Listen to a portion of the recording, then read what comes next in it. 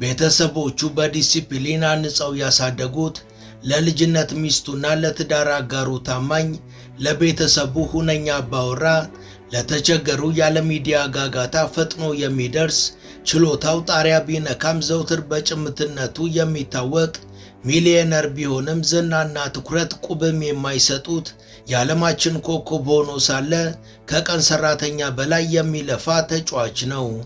ዝም ያለ ግና ፍቅር ያለበት ቤተሰብ ስር ማደጉ ዛሬ ላይ ላለው የሰከነ ሕይወቱ ትልቅ አስተዋጽኦን አበርክቷል።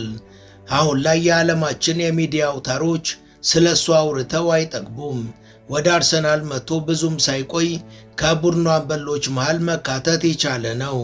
በታዳጊነቱ የቱንም ያህል ቢገፋና አንፈልግህም ቢባልም እሱ ግን በጥበብ ብቻ ሳይሆን በላቀ ታታሪነቱ በዓለማችን የትልቅነት ዙፋን ላይ መቀመጥ የቻለ ነው። አርሰናል ዘንድሮ ሻምፒዮን እንዲሆን ከግብ ጠባቂው ዴቪድ ራያ ቀጥሎ የአንበሳውን ድርሻ የተወጣው ዴክላን ራይስ የዛሬ ባለታሪካችን ነው። ስለ አስገራሚው የአኗኗር ዘይቤው፣ ስለሚያስቀናው የፍቅር ሕይወቱ፣ ስለ ባህሪዎቹ እንዲሁም ስላሉት ንብረቶች እናስቃኛችኋለን። In my eyes, one of the best midfielders in his position in world football. He's physically a freak. He can shoot. And it is a wonderful goal.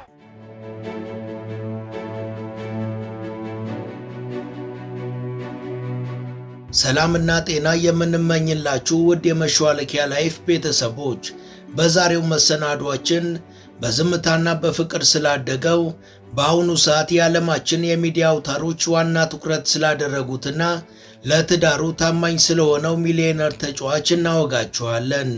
ቻናላችንን ሰብስክራይብ፣ ላይክ እና ሼር በማድረግ ቤተሰብነታችንን ታጠናክሩ ዘንድ እየጋበዝን ወደ ዝግጅታችን እንዝለቅ።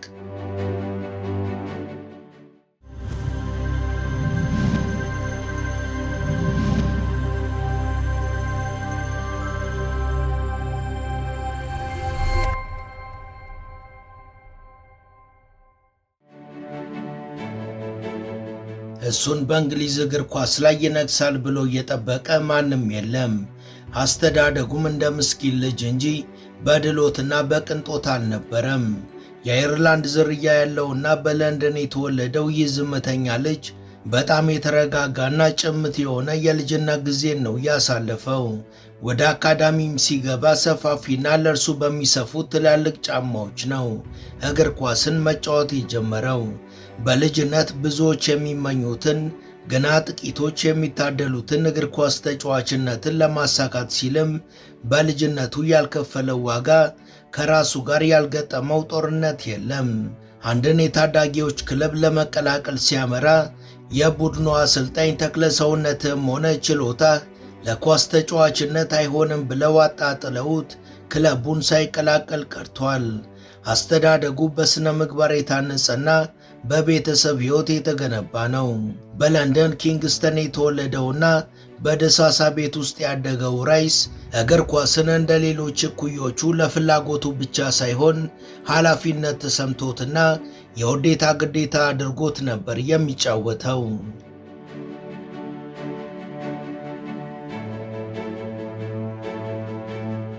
በተለይ በቼልሲ አካዳሚ ሳለ የእግር ኳስ አስተምሮቶችን እምቢ አይቻልም መባልን እንዲሁም ደግሞ የሜዳ ውስጥ ኃላፊነትን ተምሯል።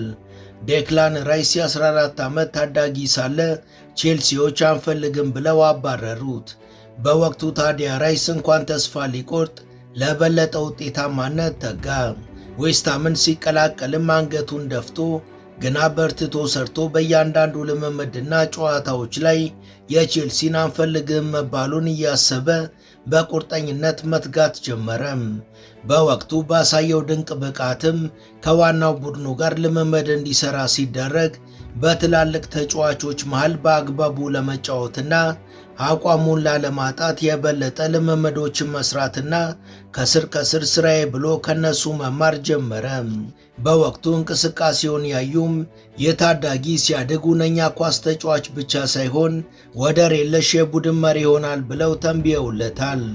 መጀመሪያ ላይ በተከላካይ ስፍራ እንዲጫወት የተደረገው ራይስ በአንድ ልምምድ ላይ አማካኝ ሆኖ ሲጫወት ባሳየው አቋም አሰልጣኙ በዛው አማካኝ ሆኖ እንዲቀጥል አድርገዋል።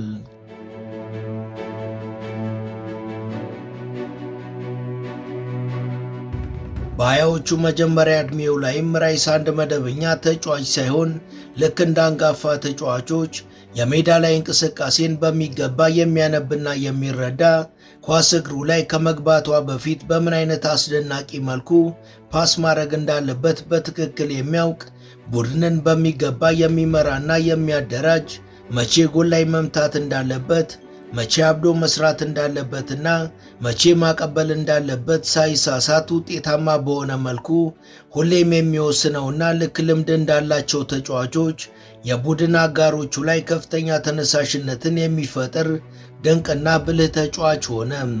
በተለይ ደግሞ የቱንም ያህል ቢጫወት መቼም የማይደክምና አቋሙም የማይዋዥቅ መሆኑ ብዙዎች ትኩረታቸውን እንዲያደርጉበት አስችሏል። በዚህ አስገራሚ ተጫዋችነቱ ሳቢያም 25 ዓመት ሳይሞላው በእንግሊዝ ፕሪሚየር ሊግ ጠንካራ ቡድን የሆነውን ዌስትሃም ዩናይትድን በአምበልነት መርቷል። ዌስትሃምም በራይስ ታግዞ በእንግሊዙ ፕሪሚየር ሊግ ጥሩ ደረጃን አግኝቶ በአውሮፓ መድረክ ላይ ለመወዳደር በቃም። ራይስ አምበል ሆኖ ዌስትሃም በሚሳተፍበት የአውሮፓ ውድድር ላይ ከውጤታማ ቡድኖች አንዱ ሆነ።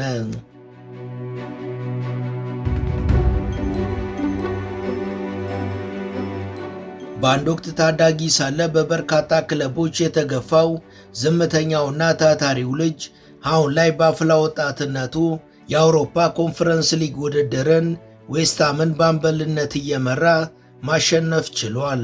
የአስገራሚ ብቃቱም ራይስ በብዙ የአውሮፓ ታላላቅ አሰልጣኞች እንዲታደንና የዓለም ኃያላን የሆኑ ክለቦች የሱን ፊርማ ለማግኘት አብዝተው እንዲሻኮቱ አድርጓል። አምና ክለቡ ዌስትሃም በፕሪሚየር ሊጉ ጥሩ የሆነ ጊዜን ያላሳለፈ ሲሆን በወቅቱ በቡድን ውስጥ ጥሩ የነበረው ብቸኛው ተጫዋች ዴክላን ራይስ ነበር። ይህን ተከትሎም በክረምቱ ወቅት ወርሃ ሐምሌ ላይ ራይስ የአርሰናል ብቻ ሳይሆን የእንግሊዝ ሪከርድ በሆነ ዋጋ በ105 ሚሊዮን ፓውንድ ከዌስትሃም ዩናይትድ ወደ አርሴናል ተዛውሯል።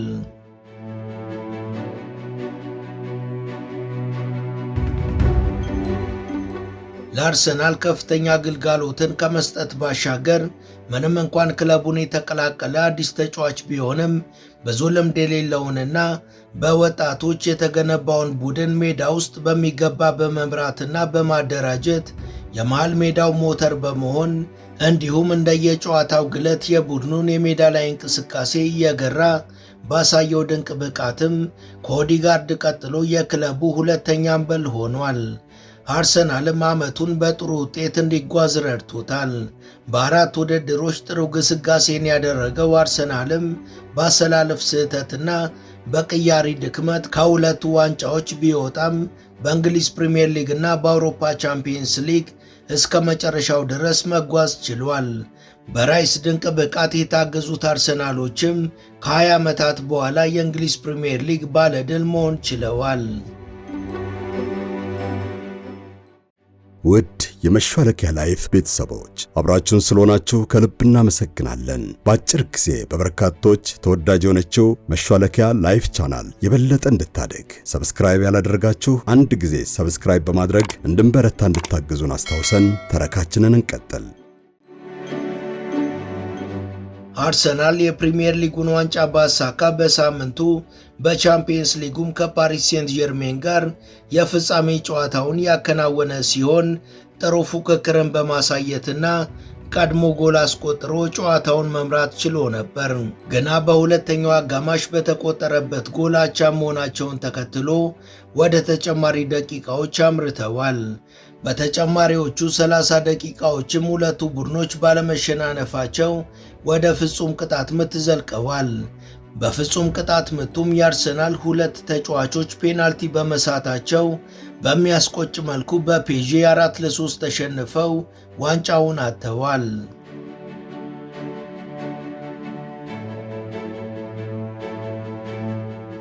ታዲያ ለዚህ የአርሰናል አስደናቂ ግስጋሴ የአንበሳውን ድርሻ የተወጣው ተጫዋች በስነ ምግባር የታነጸውና ዝም ያለን ሕይወት የሚመርጠው ታታሪው ተጫዋች ዴክላን ራይስ ነው።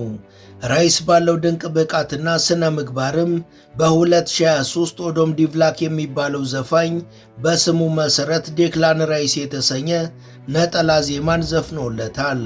እንደ ግሪጎሮሳውያን የዘመን ቀመር ጃንዋሪ 14 1999 በለንደን ኪንግሰን ፓርክ ቴምስ የተወለደው ራይስ በአባቱ ሼን እና በእናቱ ስቴፋኒ በስነ ምግባር ታንጾ ከሁለት ወንድሞቹ ጋር ጸጥ ባለ ቤተሰብ ውስጥ ያደገ የተረጋጋ ሰው ነው። ከልጅነቱ ጀምሮ ከማንቸስተሩ ሜሰን ማውንት ጋር የቀረበ ወዳጅነት ያለው ራይስ የረጅም ዓመት ፍቅረኛው ከነበረችው ላውረን ፍሬይ ጋር በትዳር የተጣመረ ሲሆን በኦገስት 2022ም የመጀመሪያ ልጃቸውን ወልደዋል። ልጁ ከተወለደ በኋላም ራይስ በክንዱ ላይ የልጁን ስም ተነቅሷል። ራይስ በየትኛውም አጋጣሚ ለሚስቱ ላውረን ያለውን ፍቅር በግልጽ የሚናገር፣ ትዳሩን የሚያከብር፣ ትክክለኛ የቤተሰብ መሪ የሆነና ለቤቱ ለሚስቱና ለልጁ በቂ ጊዜን የሚሰጥ ከፍተኛ ኃላፊነት የሚሰማው አባትም ባልም ነው።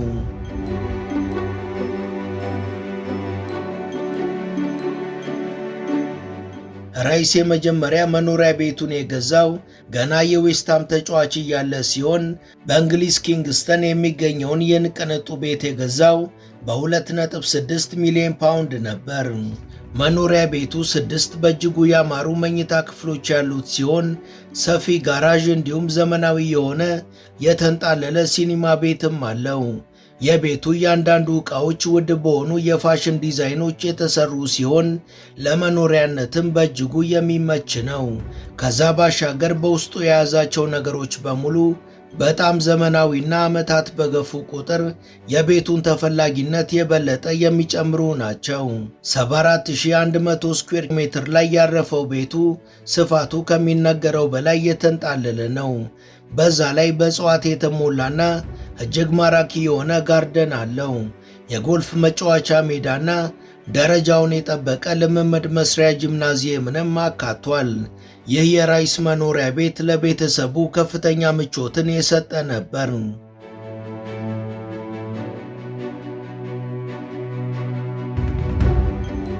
ራይስ ከዚህ መኖሪያ ቤቱ ባሻገር በርካታ ዘመናዊ መኪኖችም ያሉት ሲሆን ከነዚህ ውስጥ አንዱ ላንድ ሮቨር ሬንጀር ሮቨር ነው። 125,000 ዩሮ አውጥቶ የገዛው ይህ መኪናው ውስጡ ባማሩና በቅንጦት በተሞሉ መገልገያዎች የተሟላ ነው። በተለይ በመኪናው ላይ የተገጠመው ማጫወቻ ስክሪን፣ እንደ ልብ የሚተጣጠፉት መቀመጫዎቹና መቀመጫዎቹ ላይ የተሰፋው ስፖንጅን የሚያስንቀው ቆዳ መኪናውን ለሚነዳ ሰው ከፍተኛ ምቾትን የሚሰጡ ናቸው። ራይስ ከዚህ ባሻገር በብዙ እግር ኳስ ተጫዋቾች የሚደነቀውን ሬንጅ ሮቨር ስፖርት የሚባለውን መኪናንም ሸምቷል። 130,000 ዩሮ አውጥቶ ይህን መኪና የገዛው ራይስ ውስጡ በእጅጉ ዘመናዊና የምቾት ጣሪያ በሆኑ መገልገያዎች የተሞላ ነው። አንድ ሰው ይህን መኪና በቀላሉ ሳይቸገር በፍጥነት ማሽከርከር የሚችል ሲሆን በተለይ ምቹና ቀልጣፋ የሆኑት ጎማዎቹ እንደ ልብ እንዲነዳ ያስችላሉ።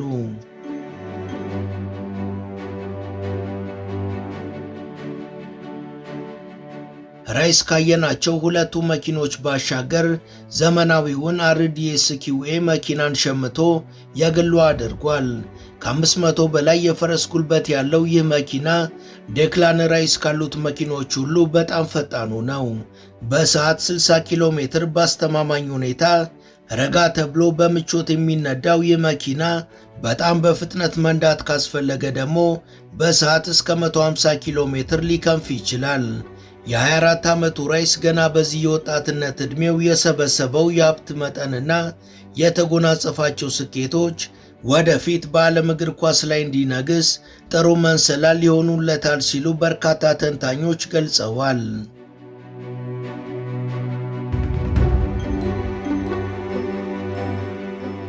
ራይስ የራሱንና የፕሮፌሽናል ሕይወቱን በአግባቡ ከመምራቱ ባሻገር በተለያዩ የበጎ ፍቃድ የማህበረሰብ አገልግሎቶችም ትልቅ ስራን የሰራና በርካታ እርዳታ የሚሹ ሰዎችን ያገዘ ልበ ቀና ሰው ነው።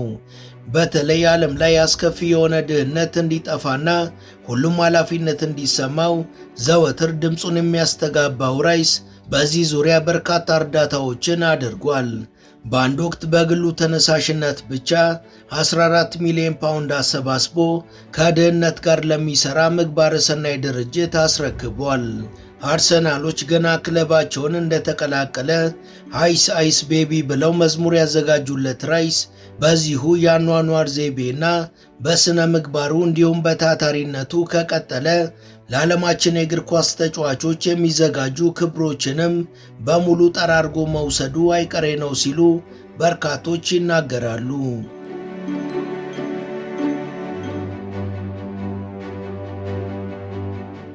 ወደ መሿለኪያ ላይፍ ቤተሰቦች በዛሬው መሰናዷችን በታታሪነቱና በስነ ምግባሩ እንዲሁም ደግሞ በችሎታውና ባልሸነፍ ባይነቱ በብዙዎች ዘንድ ስለሚታወቀውና በልበቀናነቱ በሁሉም ሰዎች ስለሚወደደው ስለ አርሰናል ኮከብ ተጫዋች ያስቃኘናችሁ ይህን ይመስል ነበር።